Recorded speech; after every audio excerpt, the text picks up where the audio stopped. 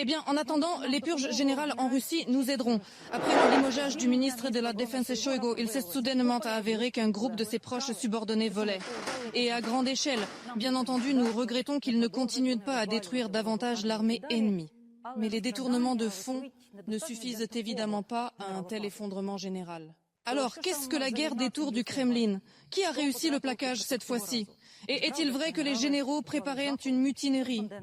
La correspondante de la semaine TSN, Oksana Rodionova, analyse cette différence générale. Les généraux furent passés sous le bistouri. Quelque chose d'inédit se produit en Russie. L'élite intouchable du ministère de la Défense a été littéralement écrasée par le FSB.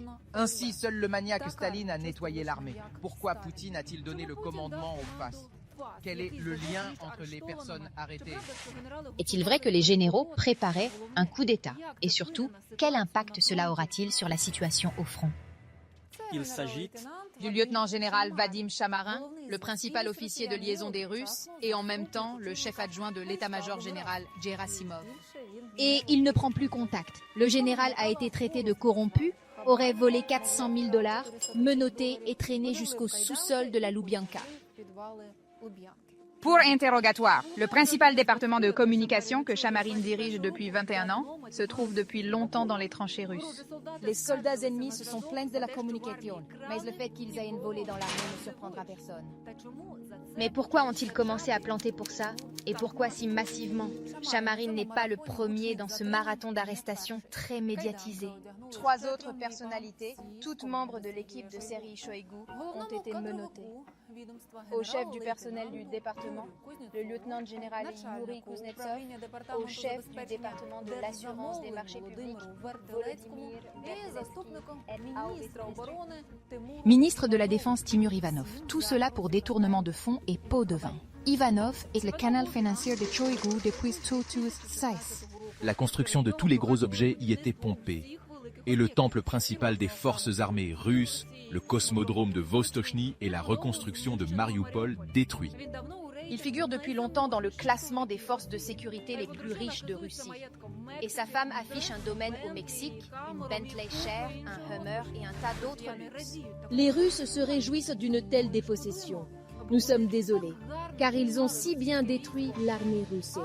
Mais ce général peut être qualifié de chanceux dans le contexte des événements mentionnés. Il s'agit du commandant de la 20e armée, le lieutenant-général Soukrap Akhmedov, maintenant un ancien commandant, libéré. Mais ils n'ont pas planté. Le général n'est pas facile. Il a été promu 2 fois l'année dernière, mais il n'a rien appris. Il a commis un crime, par exemple. Il a ordonné aux unités de se réunir sur une place et de l'attendre pendant 2 heures. Mais les missiles HIMARS sont arrivés plus tôt. Selon certaines estimations, les forces armées auraient alors réussi à éliminer 100 soldats russes. Et il y en avait 300 autant.